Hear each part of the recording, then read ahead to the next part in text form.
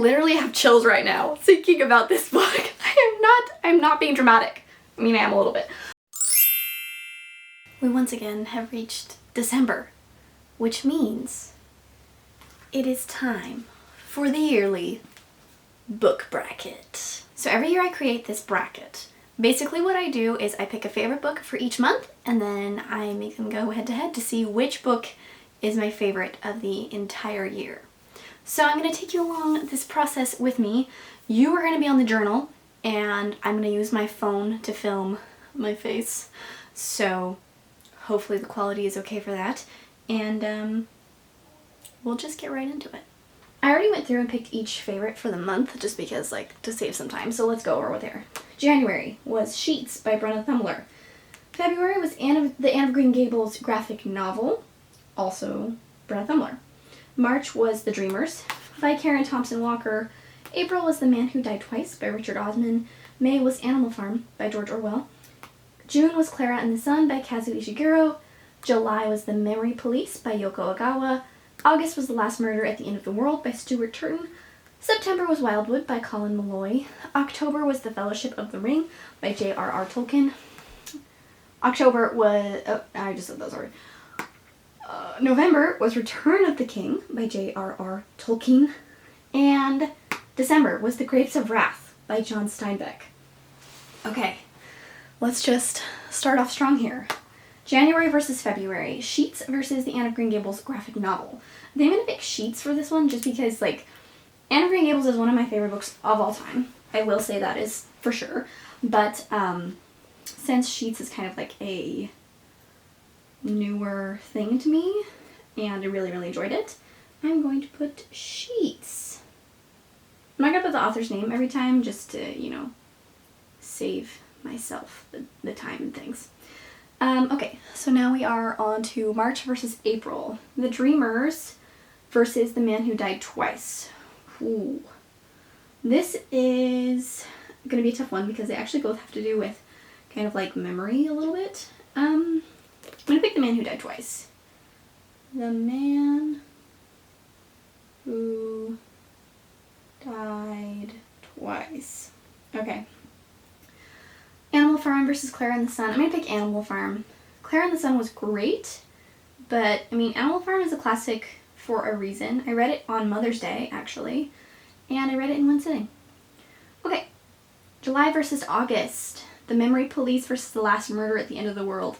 That's a tricky one. I really, really loved both of these books, but I think I'm going to put The Last Murder at the End of the World just because it was just so good.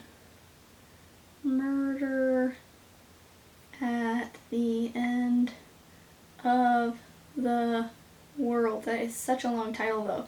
Okay, September versus October. Wildwood versus Fellowship of the Ring. It has to be Fellowship of the Ring. Even though this is a reread for me, and I will probably continue rereading it like every year for the rest of my life because how could you not? It's just objectively better. I mean, it's not objectively better. Well, you could argue that it is because, you know, it stood... Ooh, I did not space that well. It stood the test of time. It is one of the most famous franchises. Yeah, I love Lord of the Rings. I can't deny that. Okay, Return of the King versus The Grapes of Wrath. It's gotta be The Grapes of Wrath this time. I do love Return of the King.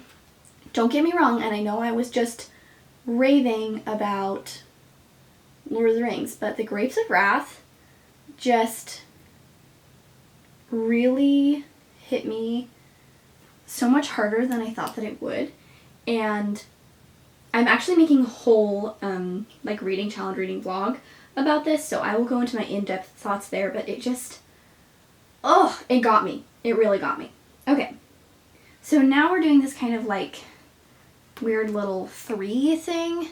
So first we'll do the winner of these two versus the winner of these two, and then we'll do the winner of this one versus the winner of these two. It's kind of weird. I don't know. Maybe there's a better way for me to do this, but I'm not very experienced in bracket making. I mean, I think this is how you would do it, right? I don't know. If you don't agree with me, I guess tell me how I can do it better. Okay, Sheets versus The Man Who Died Twice. Ooh, this is a hard one. I think I'm gonna go with The Man Who Died Twice.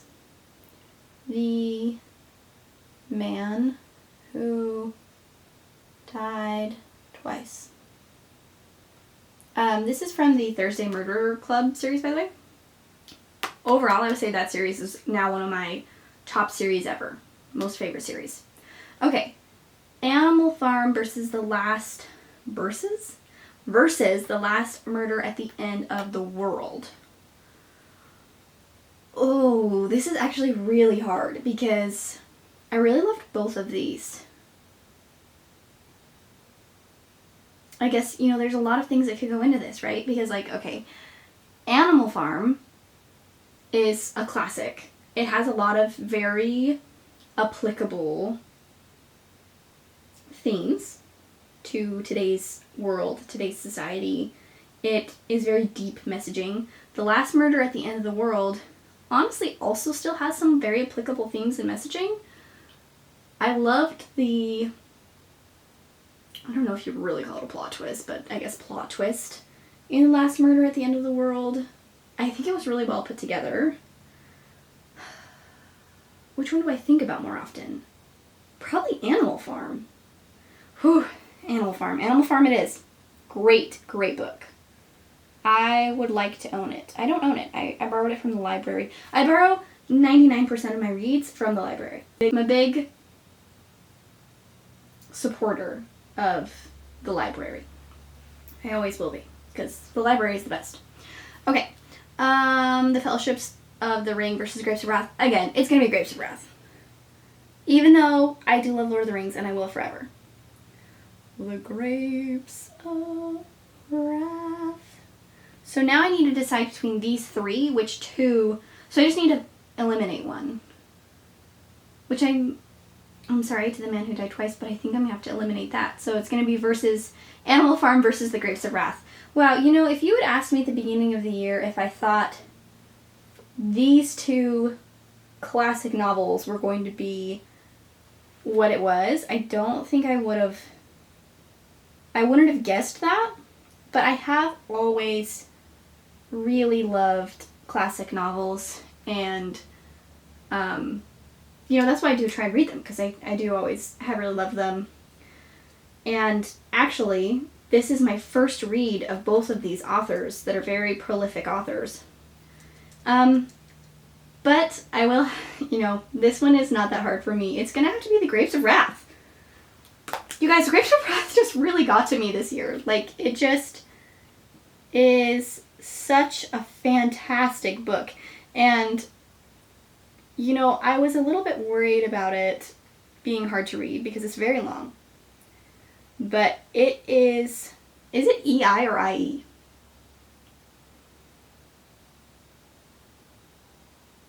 EI.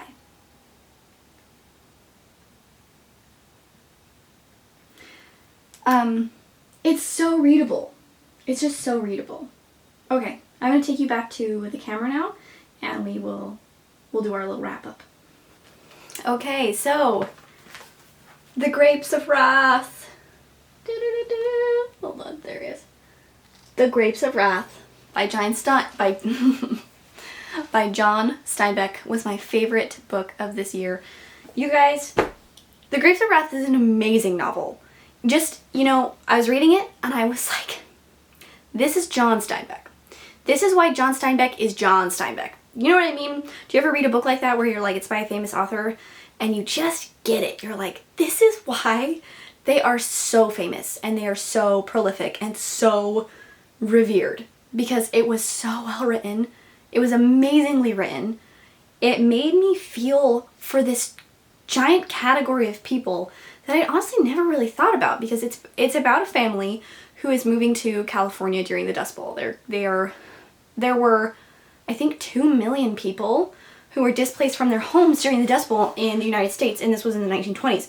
The Depression was going on, the economy sucked, everything was expensive, people were starving and homeless, and they went to California in search of work because they thought there was this perception in the rest of the United States that California was like this really wonderful, amazing place that the Depression wasn't hitting, because they were like, they're not experiencing the Dust Bowl, so everything is fine there. They have tons of work for us. There's going to, you know, we'll be able to work and eat and have a job and have a home and be successful right away. And then so many people, how many people was it? I think it was like, I want to say it was like 400,000.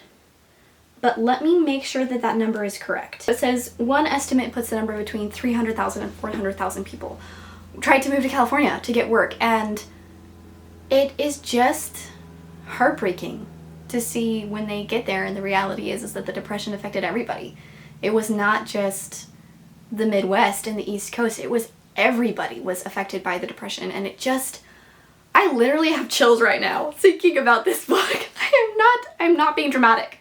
I mean, I am a little bit, but just, it's amazing, and I had so much sympathy for this giant group of people that I really have never given a second thought to. And I think that's one of the beautiful things about reading, is that you can read about people's experiences that are different from your own and understand them better and have sympathy and understanding of where these people are coming from and why they act the way they act and who they are and why they are the way that they are and what their culture is. And I just found it so beautiful and so moving, and like BRB, because I need to go read every single John Steinbeck. Like, I have to read all of his books. I'm going to read all of his books now. Like, there is no doubt about it. And I actually went to California this summer, and I went to Monterey Bay, and there is a statue of him there because I was on Cannery Row, which is one of his other novels. It's like an actual place, Cannery Row is. It's where the aquarium is. The aquarium is to die for, by the way. It's an amazing aquarium. But while I was there, I was like, man, I need to read some John Steinbeck. But now that I've, you know, read this book, I know kind of things about him, where he came from, what his background was. It's just like, it all came together so beautifully. So, yay! Thank you for being here with me to figure out what my favorite book of 2024 was. I'm so glad it was The Grapes of Wrath. That genuinely makes me feel very happy. Very, very happy indeed. Thank you for being here, and I will see you in my next video.